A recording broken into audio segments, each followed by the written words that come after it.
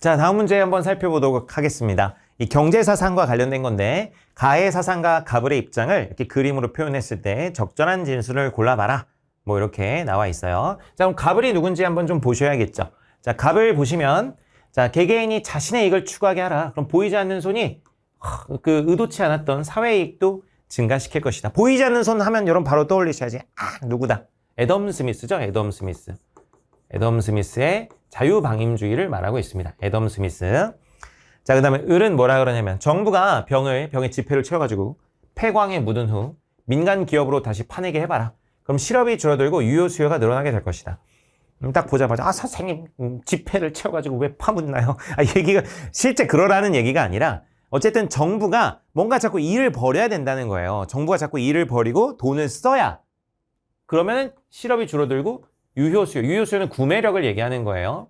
그래서 실업이 줄어들고 구매력이 늘어나게 될 것이다. 여기 얘기는 결국에 정부가 적극적으로 역할을 해라. 정부의 적극적 역할을 얘기하는 겁니다. 실제 뭐 진짜 파묻어라는 얘기는 아니고요. 자, 이거 얘기했던 사람은 누굽니까? 수정자본주의를 주장했던 케인즈라는 사람이죠. 케인즈.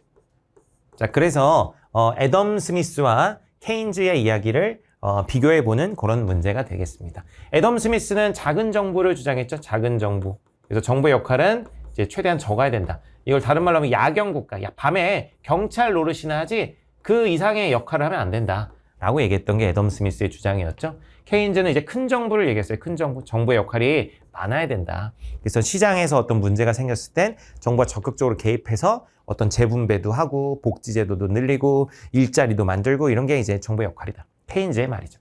갑니다. 자, 기업 계획 경제를 통해 공익과 사익을 조화시켜야 된다 이런 얘기인데 애덤 스미스는 작은 정부라 그랬죠. 작은 정부. 최대한 정부의 역할을 작게 해야 되는 거예요. 자, 그러면은 애덤 스미스가 계획 경제를 통해서 계획 경제를 하자라고 주장할 리는 없습니다. 그래서 이거는 애덤 스미스의 입장과는 전혀 상관이 없죠. 그래서 날려버려 주시면 됩니다.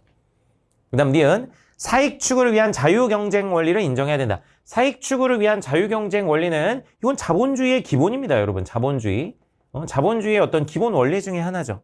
그러면은 사익 추구를 위한 자유경쟁. 자, 애덤 스미스가 주장했던 거는 이제 자유방임주의고 케인즈는 수정자본주의인데 어쨌든 둘 다 이런 자유경쟁 원리를 인정하는 건 둘의 공통이 되겠습니다. 대신 이제 케인즈는 그 자유경쟁 원리를 인정하되 문제가 발생했을 때 정부가 좀 적극적으로 개입하자는 그런 얘기고 애덤 스미스는 정부의 역할은 최소화해야 된다는 그런 차이가 있을 뿐이지 자유경쟁 원리를 인정하는 건 둘의 공통이 되겠습니다.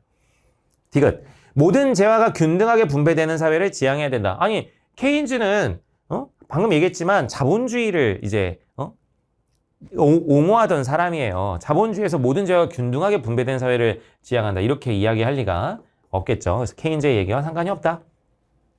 자, 리얼. 정부가 실업 문제 해결을 위해 시장에 개입해야 된다. 자, 애덤 스미스는 작은 정부니까 개입하지 말자는 입장이죠. 근데 케인즈는 정부가 적극적 역할을 해야 된다. 실업 같은 게 많이 생기면 정부가 돈 같은 걸 써가지고 시장에 적극적으로 개입하자. 케인즈의 입장이죠. 그래서 을만의 입장으로 적절하겠네요. 그래서 답은 니은과 리을이 되겠습니다. 번호로 보면 몇 번인가요? 그래서 니은과 리을 4번이 되겠네요.